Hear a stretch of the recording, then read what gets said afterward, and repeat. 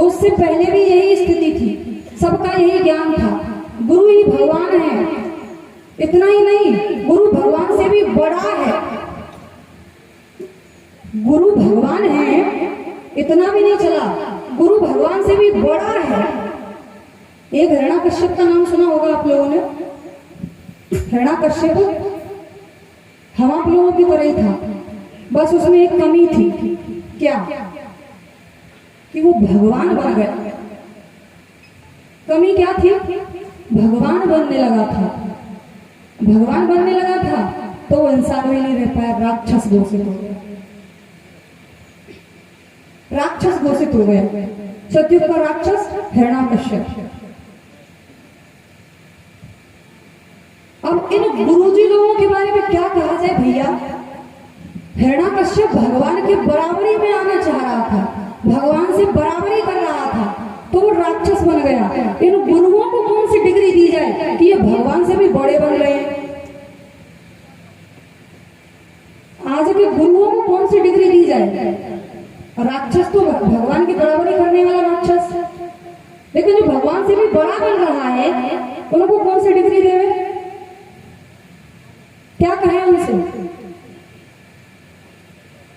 तो इस प्रकार का ज्ञान उस समय फैला। गुरु ही भगवान है, गुरु ही भगवान से भी बड़ा है, नाना तरह का आडंबर पाखंड समाज में फैला था। भगवान जी को आना पड़ा, भगवान जी को आना पड़ा। आए वो आप लोगों ने कल महात्मा जी से सुना था, भगवान जी आए, देवासुर संग्राम कराए, दुष्टों को मरवाए, देवताओं का संरक्षण किया, नारद और गरुड़ जी को ज्ञान दिया। किसको ज्ञान दिया? नारद और गरुड़। केवल इन दो लोगों को भगवान जी ज्ञान दिए उस समय, सतयुग में जब अवतार लेकर के आए तो। अब इन लोगों ने जब भगवान से ज्ञान लिया तो इन्होंने क्या नाम जपा था? किसकी भक्ति की थी? नारद जी, नारद बाबा और गरुड़ जी, इन दोनों ने किसकी भक्ति की थी? भगवान विष्णु जी की थी ना। भगवान विष्णु जी की भक्ति की थी ना, क्योंकि उस समय भगवान का जो अवतार था वो कौन से रूप में था?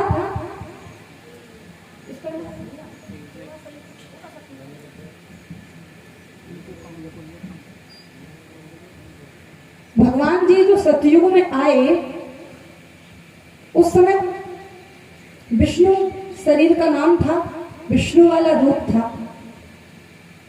तो नारद जी और गरुड़ जी को ज्ञान किससे मिला? भगवान विष्णु से। तो उन्होंने किसकी भक्ति की? भगवान विष्णु जी की, भगवान विष्णु जी की। तब जाके आज देखेंगे, सतयुग का ग्रंथ देखेंगे, गरुड़ पुराण उठाइए तो भक्त की लिस्ट में नाम किसका मिलेगा? केवल नारद और गरुड़। और फिर जब भगवान जी को ज्ञान देकर के अपने परम धाम को चले गए, विष्णु जी वाले शरीर को छोड़ दिया भगवान ने। अच्छे से समझिएगा गहराई से आप लोग। विष्णु के शरीर में भगवान आया था। भगवान कौन? एक अनीह अरूप अनामा अज सच्चिदानंद परधामा। भगवान कौन है? एक है, अनीय है। अनीय यानी उसकी कोई इच्छा नहीं है, इच्छा रहित है। अरूप, उसका कोई रूप नहीं है। अनामा, उसका कोई नाम भी नहीं है। अब आप कहेंगे ऐसे कैसे? नाम तो है, राम है, कृष्ण है, विष्णु है, हम लोग भी सदानंद नाम बता रहे हैं, नाम तो है। लेकिन बात उस भगवान की हो रही है जो विष्णु बन के आता है, जो राम बन के आता है, जो कृष्ण बन के आता है और जो सदानंद बन के आता है। वही भगवान सतयुग में आया, विष्णु बन के आया, भक्तों को ज्ञान दिया, भक्तों ने भगवान को जाना, पहचाना। और जब भगवान जी चले गए परम धाम को तो नारद और गरुड़ जी ने पूरी धरती पे हल्ला मचाया। हल्ला मचाने का अर्थ, जैसे आज हम लोग भगवान जी को प्रचार कर रहे हैं कि नहीं, वे जगह जगह जाके बता रहे हैं कि भगवान जी आ गए हैं। ऐसे ही उस समय विष्णु जी के जाने के बाद नारद और गरुड़ जी ने प्रचार किया धरती पे कि भगवान आ गया, हमने देखा है, हमने जाना है उसको। आप लोग कहां क्या अपना अपना मनमाना करने में लगे हैं। वो भगवान तो विष्णु रूप में आ गया, विष्णु रूप में आ गया। तो नारद बाबा ने जब यह बात प्रहलाद को सुनाई, ध्रुव को सुनाई, तो उनका भी नाम कहां जुड़ गया, भक्तों की लिस्ट में। कहां जुड़ा, भक्त की लिस्ट में। उस समय बड़ी बड़ी दाढ़ी वाले बाबा भी थे, 4-4 कुंटल की जटा सिर पे ऐसे ऐसे भी थे। कईयों चेले चपाटी थे, ऐसे भी थे। यानी बड़े बड़े, आज हम जिनको मंडलेश्वर महामंडलेश्वर बोल रहे हैं कि नहीं, ऐसे उस समय भी थे। लेकिन उनका एक का भी नाम भक्तों वाली लाइन में नहीं आया। भक्त कौन कहलाया, नारद बाबा कहलाए, गरुड़ जी कहलाए। वो पक्षी है गरुड़, वो भक्त कहलाए। क्यों, क्योंकि वो ज्ञान भगवान से ले लिया। कौन सा ज्ञान, जिस ज्ञान को देने के लिए भगवान युग युग में अवतार लेकर के आते हैं।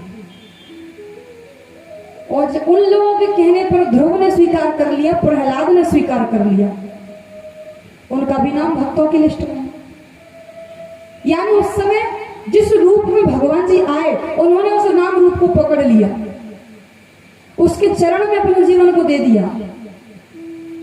नारद जी गरुड़ जी श्रीमन नारायण नारायण जपते जपते और अपना नाम और रूप अमर करा लिए।